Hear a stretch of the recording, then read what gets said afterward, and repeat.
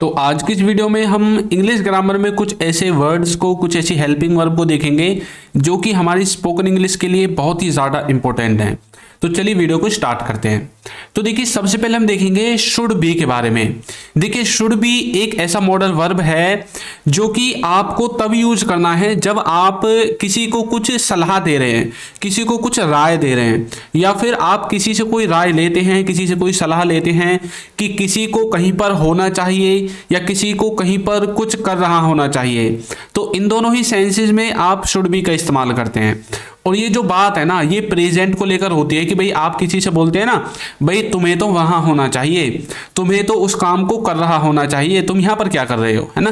तो इस तरह की सेंस को बताने के लिए हमें शुड बी का इस्तेमाल करना पड़ता है। इसका जो स्ट्रक्चर है सेंटेंसेस को बनाने के लिए, उसमें आपको सबसे पहले सब्जेक्ट लिखना है, फिर आपको शुड बी लिखना है, उसके बाद आपके जो अदर वर्ड्स हैं वो अदर वर्ड्स आ जाएंगे। समझ में आ गया? चलिए देखते कैसे। जैसे उसे घर पर होना चाहिए, उसे घर पर होना चाहिए, तो हम बोलेंगे he should be at home, he should be at home, उसे घर पर होना चाहिए। भाई मान लीजिए कि आपके पास कोई व्यक्ति आता है और वो आपके भाई के बारे में आपसे पूछता है कि भाई आपका भाई कहाँ पर है, मैंने तो उसे वहां पर देखा था, वहां पर तो नहीं था। तो अब आप बोल रहे हैं यार उसे तो घर पर होना चाहिए, घर पे जाकर देखो। He should be at home, मुझे खेल रहा होना चाहिए, तो मैं बोलूंगा I should be playing, I should be playing. इसी तरह से उसे पढ़ रहा होना चाहिए, तो इसका बनेगा she should be studying, she should be studying, उसे पढ़ रहा होना चाहिए। अब यहां पर देखिए दो सेंसेस निकल के आए हैं। एक तो हम किसी की अवस्था के बारे में बता रहे हैं कि किसी को प्रेजेंट में कहीं पर होना चाहिए, है ना। उसमें आपने क्या देखा है कि शुड बी के बाद उस जगह का नाम लिखा गया है जिस जगह की हम बात कर रहे हैं। और जो दूसरा है वो ये है कि किसी को आपके हिसाब से कोई काम कर रहा होना चाहिए, वहां पर हमने शुड बी के बाद उस काम के बारे में लिखा है जिसको उसे कर रहा होना चाहिए। अब जैसे यहाँ पर खेलने की बात है, मुझे खेल रहा होना चाहिए, तो मैं बोलूंगा I should be playing. Play में आईएनजी लगानी है क्योंकि कंटिन्यूअस वाला सेंटेंस है, ठीक है। इस तरह से आपको शुड बी को दो तरह से यूज करना है। नेक्स्ट है will have to. Will have to का मतलब होता है कि किसी काम को करना पड़ेगा, आने वाले समय में आपको कोई काम करना पड़ेगा, वहां पर आप विल हैव टू का इस्तेमाल करते हैं। देखिए कैसे। इसका जो स्ट्रक्चर है उसमें सबसे पहले आपको सब्जेक्ट लिखना है, फिर आपको लिखना है विल हैव टू, उसके बाद इसमें हमेशा वर्ब की फर्स्ट फॉर्म आएगी और लास्ट में आपका ऑब्जेक्ट आएगा। देखिए कोई भी सेंटेंस हो, यदि वो एक्टिव में है तो आप जानते हैं सबसे पहले सब्जेक्ट आता है, सबसे बाद में ऑब्जेक्ट आता है। ये तो हर किसी सेंटेंस में होता है। बाकी जो मेन जो फोकस होना चाहिए ना आपका याद करने का, वो आपका वर्ब का और हेल्पिंग वर्ब का, इन दोनों का होना चाहिए, ठीक है। अब यहां पर देखिए उसे जाना पड़ेगा, उसे जाना पड़ेगा, तो यहां पर मैंने लिख दिया he will have to go, he will have to go, उसे जाना पड़ेगा। अब मान लीजिए किसी ने मुझसे पूछा कि यार आपका भाई वहां पर जाएगा या नहीं जाएगा, तो आप बोल रहे नहीं यार उसे वहां जाना पड़ेगा, he will have to go. यहां पर ही आपका सब्जेक्ट है, विल हैव टू आपका स्ट्रक्चर से आया है, और गो आपकी वर्ब की फर्स्ट फॉर्म है। ऑब्जेक्ट इसमें कोई है ही नहीं तो हमने लिखा नहीं है, ठीक है। तुम्हें खेलना पड़ेगा, तो बोलेंगे you will have to play, you will have to play, तुम्हें खेलना पड़ेगा। उन्हें देखना पड़ेगा, तो बोलेंगे they will have to watch, they will have to watch, उन्हें देखना पड़ेगा। तो इसी तरह से किसी को कोई काम करना पड़ेगा, वहां पर आप विल हैव टू का इस्तेमाल करेंगे कि आने वाले नियर फ्यूचर में, आने वाले समय में आपको ये काम करना पड़ेगा, उसको वो करना पड़ेगा, हमें वहां जाना पड़ेगा, हमें खेलना पड़ेगा, सोना पड़ेगा, नहाना पड़ेगा, देखना पड़ेगा। इन सब में आपको विल हैव टू का इस्तेमाल करना है, ठीक है। अब आपको गलती से एक चीज और नहीं करनी है, कुछ बहुत से बच्चे हैं जो कर देते हैं। अब जैसे यहाँ पर यू है तो ठीक है, हैव आ गया। अब जैसे ही है तो विल हैज लगा देते हैं वो, तो आपको हैज नहीं लगाना है, चाहे सब्जेक्ट कुछ भी हो। ये जैसा का जैसा है वैसा के वैसा ही आपको उतार देना है, हैव ही आएगा सब में, ठीक है। आगे देखिए, यदि अभी तक आपने हमारे कोर्स को ज्वाइन नहीं किया है तो इसका लिंक आपको नीचे डिस्क्रिप्शन बॉक्स में मिल जाएगा, वहां से जाकर आप इसको ज्वाइन कर सकते हैं। इसमें हमने बेसिक से एडवांस्ड लेवल तक इंग्लिश ग्रामर को कवर किया है। इंग्लिश के सभी क्लास नोट्स आपको मिलेंगे, बच्चों के साथ प्रैक्टिस करने का मौका, A to Z video lectures, practice quiz, course certificate, सब कुछ आपको दिया जाएगा। लिंक मिलेगा डिस्क्रिप्शन बॉक्स में, वहां से जाकर आप इसको ज्वाइन कर सकते हैं। इसका जो प्राइस है ना वो सिर्फ 299 है, अभी बाद में बढ़ भी सकता है परंतु अभी 299 है, ठीक है। चलिए आगे बढ़ते हैं। नेक्स्ट है अबाउट टू। अबाउट टू का मतलब होता है होने वाला है। अबाउट टू का मतलब होता है होने वाला है, कोई काम होने वाला है, अभी नियर फ्यूचर में, आने वाले समय में कोई काम होने वाला है, या फिर प्रेजेंट में भी कोई काम होने वाला है, उसके लिए भी आप अबाउट टू का इस्तेमाल कर सकते हैं। अब देखिए ये जो अबाउट टू है ना, इसको आप पास्ट और प्रेजेंट दोनों में यूज कर सकते हैं, ठीक है। अब यहां पर हमें कैसे पता चलेगा कि सेंटेंस पास्ट का है या प्रेजेंट का है?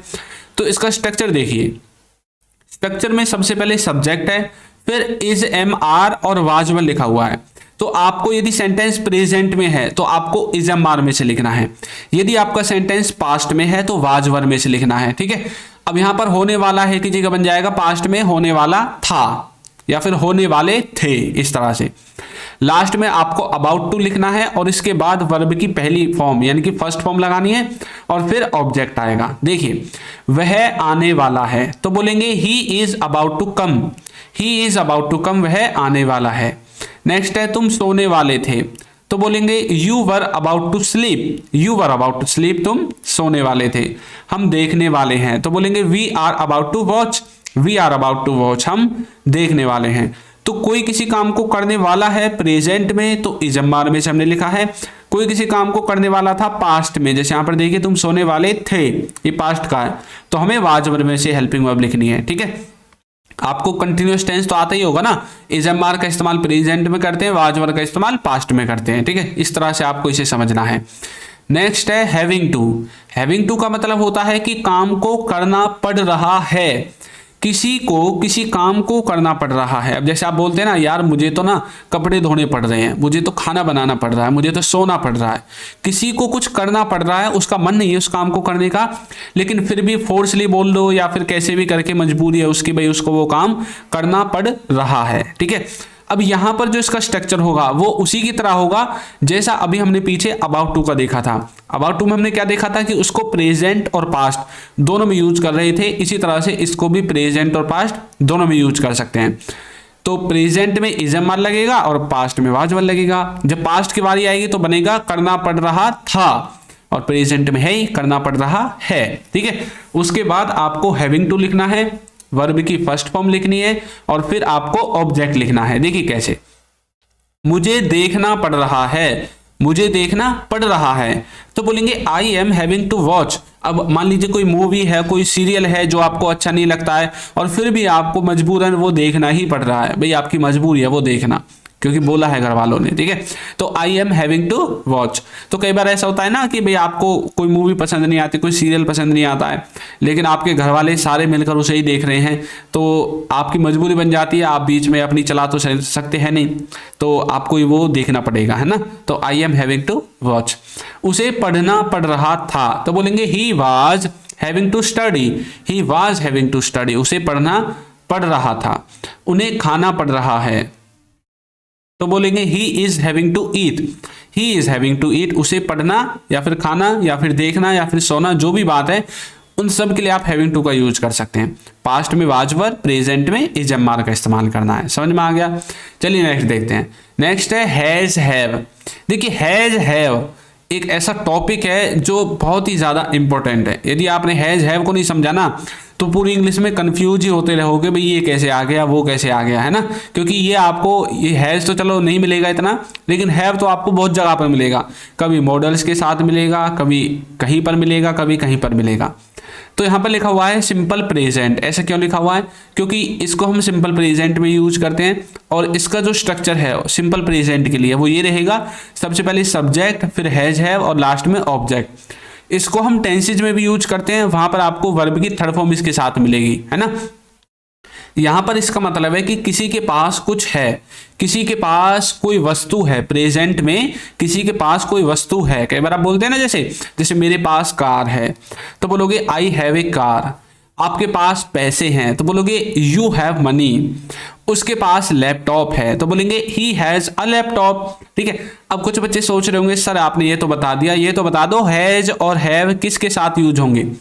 देखिए थर्ड पर्सन सिंगुलर जैसे कि ही, सी, इट, इनके साथ हैज लगेगा, बाकी जो भी बच जाते हैं सबके साथ हैव लगेगा, ठीक है। ये बात आपको याद रखनी है। नेक्स्ट है गोइंग टू। गोइंग टू का मतलब होता है जा रही है या फिर जा रहा है, कोई किसी काम को करने के लिए जा रहा है। अब ये जाने वाला वो वाले जाने वाला नहीं है कि आप भाई उठे और चल दिया अपने पैरों से, वो वाला जाने वाला नहीं है। ये निकट भविष्य की, नियर फ्यूचर की प्लानिंग होती है कि किसी काम को हम करने जा रहे हैं, है ना, वहां पर आप इसको यूज करना है। इसमें सबसे पहले सब्जेक्ट आएगा, फिर हेल्पिंग वर्ब आएगी, एचवी का मतलब है हेल्पिंग वर्ब, फिर गोइंग टू आएगा, फिर वर्ब की फर्स्ट फॉर्म आएगी और फिर ऑब्जेक्ट आएगा। देखिए मैं पढ़ने जा रहा हूं, मैं पढ़ने जा रहा हूं, तो हम बोलेंगे I am going to study, I am going to study. वह कार खरीदने जा रहा है, he is going to buy a car. मैं खाना खाने जा रहा हूं, I am going to eat. अब इसका मतलब ये नहीं है कि हम भाई अभी चल दिए खाने खाने के लिए, अभी हम कार खरीदने के लिए चल दिए, नहीं। अब जैसे कई बार आप अपने घर में बैठते हैं और आप प्लानिंग बनाते हैं ना, बेस करेंगे ना, हम ना एक कार खरीद लेंगे, है ना, तो आप अपने दोस्तों को बताते हैं ना, जैसे भाई हमने एक कार खरीदने जा रहे हैं। अब इसका मतलब ये तो नहीं कि भाई आप अभी जा रहे हो, आपने प्लानिंग बनाई है भाई अगले संडे, अगले मंथ, नेक्स्ट ईयर जब भी आपको खरीदनी है कि भाई आप कार खरीदने वाले हैं, तो आप कार खरीदने जा रहे हैं बहुत जल्दी, है ना। अब जैसे मैं खाना खाने जा रहा हूँ, अब आप अपने दोस्त को बोलते हैं यार तुझे पता है आज ना हम खाना खाने जा रहे हैं, कहाँ पे, रेस्टोरेंट में, है ना। तो अभी आप उसको बता रहे हैं, जाएंगे तो आप बाद में ना, अभी तो आप बता ही रहे हैं प्रेजेंट में। तो आपने प्लानिंग बनाई थी अपने घर में और उस प्लानिंग को आप बता रहे हैं कि आप किसी काम को करने के लिए जा रहे हैं, वहां पर आपको गोइंग टू का इस्तेमाल करना है। समझ में आ गया। चलिए नेक्स्ट देखते हैं। नेक्स्ट है हैज हैव के साथ टू बी। देखिए जब भी हम हैज हैव के साथ टू बी लगाएंगे तो ये एक तरह का पैसिव वाला सेंस देता है और ये उस चीज को बताएगा जो चीज कंपलसरी होती है, जो चीज करना जरूरी है, जिसको किया जाना है ना। प्रेजेंट में जिस काम को किया जाना है वहां पर आप इसका इस्तेमाल करते हैं। तो जब पैसिव में होगा तो सब्जेक्ट के स्थान पर ऑब्जेक्ट आता है सबसे पहले, फिर हैज हैव आता है, फिर टू बी आता है, वर्ब की थर्ड फॉर्म आती है और फिर आपके अदर वर्ड्स आते हैं, OW। देखिए उसे देखा जाना है तो बोलेंगे he has to be seen, he has to be seen, उसे देखा जाना है। इसे खाया जाना है तो बोलेंगे it has to be eaten, it has to be eaten. इनको बेचा जाना है तो बोलेंगे these have to be sold, these have to be sold. तो कोई काम किया जाना है वहां पर आप हैज हैव के साथ टू बी का इस्तेमाल कर सकते हैं, ठीक है, समझ में आ गया। नेक्स्ट देखिए हैज हैव के बाद बीन का इस्तेमाल। जब हम हैज हैव के बाद बीन लगाते हैं तो इसका मतलब है कि ये भी पैसिव में है, लेकिन ये प्रेजेंट का जो परफेक्ट होता है ना उसका पैसिव होता है कि किसी काम को किया जा चुका है या फिर कोई काम हो गया है, ठीक है। स्ट्रक्चर में सबसे पहले ऑब्जेक्ट आएगा, हैज हैव के बाद बीन आएगा और वर्ब की थर्ड फॉर्म आएगी। देखिए कैसे, राम को भेजा गया है तो बोलेंगे Ram has been sent, Ram has been sent, Ram को भेजा गया है। मुझे घर बुलाया गया है तो बोलेंगे I have been called home, I have been called home, मुझे घर बुलाया गया है, ठीक है। तो इस तरह से आप हैज हैव के साथ बीन का इस्तेमाल कर सकते हैं कि कोई काम किया गया है फिर कोई काम हो चुका है, ठीक है। अब चलिए एक थोड़ी सी नजर ना हम ये देखते हैं कि सिंपल सेंटेंसेज अभी जो हमने पढ़े थे और टेंसेज अभी जो हमने पढ़े थे, क्योंकि अब जितने भी सेंटेंसेज आप पढ़ रहे हैं सब टेंसेज में और सिंपल सेंटेंसेज में, इन दोनों में अंतर क्या होता है। देखिए सिंपल सेंटेंसेज में हम इजम्मार का एग्जांपल लेंगे और टेंसेज में भी इजम्मार का एग्जांपल लेंगे, क्योंकि इजम्मार अभी हमने पढ़ा नहीं है ना, हैज हैव तो हमने पढ़ लिया, तो इजम्मार को देखेंगे। सिंपल सेंटेंसेज में इजम्मार का मतलब और टेंसेज में इजम्मार का मतलब अभी आपको पता चल जाएगा। इसका स्ट्रक्चर देखिए, इसमें सबसे पहले सब्जेक्ट है, फिर इजम्मार और लास्ट में ऑब्जेक्ट है, कहीं भी वर्ब नहीं है। लेकिन टेंसेज में देखिए सब्जेक्ट है, इजम्मार है, उसके बाद वर्ब है, ऑब्जेक्ट से पहले वर्ब है। तो हमने क्या सीखा कि सिंपल सेंटेंसेज में वर्ब नहीं होती है और टेंसेज में वर्ब होती है, ठीक है। और देखिए राम अच्छा लड़का है, राम क्या है, अच्छा लड़का है, Ram is a good boy. वह घर पर है तो ही इज एट होम, आप अच्छे छात्र नहीं है, you are not a good student. अब यहां पर आपको इन तीन सेंटेंसेस को देखकर क्या पता चला, इनको देखकर हमें यह पता चलता है कि ये जो तीन सेंटेंसेस हैं ये ना तो किसी काम के बारे में बता रहे हैं, ना किसी क्रिया को हमें दिखा रहे हैं, ये क्या कर रहे हैं, ये हमें किसी आदमी के बारे में, किसी व्यक्ति के बारे में, किसी वस्तु के बारे में सिर्फ जानकारी दे रहे हैं कि कोई कैसा है, किसी की सिचुएशन कहाँ है, कोई प्रेजेंट में कहाँ पर है, वो जानकारी दे रहे हैं, है ना। ये देखिए, तो जब हमें ऐसी चीजें बतानी हो, किसी के बारे में कुछ बताना हो, वो अच्छा है, बुरा है, कैसा है, या फिर किसी की अवस्था के बारे में बताना हो कि वो कहाँ है, कहाँ था, कहाँ होगा, तब आपको सिंपल सेंटेंसेज का यूज करना है इजम्मार के साथ। टेंसेज में इनका मतलब होता है कि कोई किसी काम को कर रहा है, एक कंटिन्यूटी को दिखाते हैं। जैसे कि राम क्या कर रहा है, खेल रहा है। अब कब खेल रहा है? अभी खेल रहा है। Ram is playing. वह पढ़ रहा है तो कैसे बोलेंगे? He is studying. Divesh TV देख रहा है तो बोलेंगे Divesh is watching TV. Next देखिए, यदि अभी तक आपने हमारी ई बुक्स को परचेज नहीं किया तो इसका लिंक भी आपको नीचे डिस्क्रिप्शन में मिल जाएगा। नेक्स्ट है विल हैव। विल हैव का मतलब होता है कि किसी के पास कुछ होगा या फिर कोई किसी काम को कर चुका होगा, वहां पर आप विल हैव का इस्तेमाल करते हैं। ठीक है, अब ये जो विल है ना, ये फ्यूचर के बारे में बताएगा कि फ्यूचर में किसी के पास कुछ होगा। इसका जो स्ट्रक्चर है उसमें सबसे पहले सब्जेक्ट आएगा, फिर विल हैव आएगा और उसके बाद ऑब्जेक्ट आएगा। देखिए कैसे, जैसे कि उसके पास पेन होगा तो कैसे बोलेंगे? He will have a pen. He will have a pen. वह खेल चुका होगा तो बोलेंगे he will have played. He will have played. वे देख चुके होंगे तो बोलेंगे दे विल हैव वॉच्ड। अब देखिए, ये जिस भी काम को कर चुके होंगे ना, ये सब फ्यूचर की बातें हैं, फ्यूचर में इन कामों को कर चुके होंगे। ठीक है, अब जैसे उसके पास पेन होगा, इसका मतलब है कि ये जो पेन है आने वाले समय में उसके पास होगा। ये हमें भविष्य काल के बारे में बता रहा है, वहां पर आप विल हैव का इस्तेमाल करेंगे।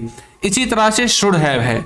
शुड हैव का मतलब है कि किसी को कुछ पास्ट में करना चाहिए था, बीते हुए समय में किसी को कुछ करना चाहिए था, वहां पर आप शुड हैव का यूज करते हैं। इसमें सबसे पहले सब्जेक्ट आएगा इसके स्ट्रक्चर में, फिर शुड हैव आएगा, वर्ब की थर्ड फॉर्म आएगी और फिर ऑब्जेक्ट आएगा। देखिए, तुम्हें खाना चाहिए था तो बोलेंगे you should have eaten. You should have eaten. उसे देखना चाहिए था तो बोलेंगे he should have seen. He should have seen. हमें बोलना चाहिए था तो बोलेंगे we should have spoken. We should have spoken. हमें बोलना चाहिए था। तो इस तरह से आप शुड हैव का इस्तेमाल कर सकते हैं। ठीक है, और हमारा जो कोर्स है ना, उसका लिंक आपको नीचे डिस्क्रिप्शन बॉक्स में मिल जाएगा, वहां से जाकर आप उसको भी ज्वाइन कर सकते हैं। तो आपको ये वीडियो कैसी लगी है जरूर बताइएगा, और यदि अभी तक आपने हमारे चैनल को सब्सक्राइब नहीं किया है तो चैनल को सब्सक्राइब कर दीजिए, वीडियो को लाइक कर दीजिए और एक अच्छा सा कमेंट करना बिल्कुल ना भूलें। Thank you.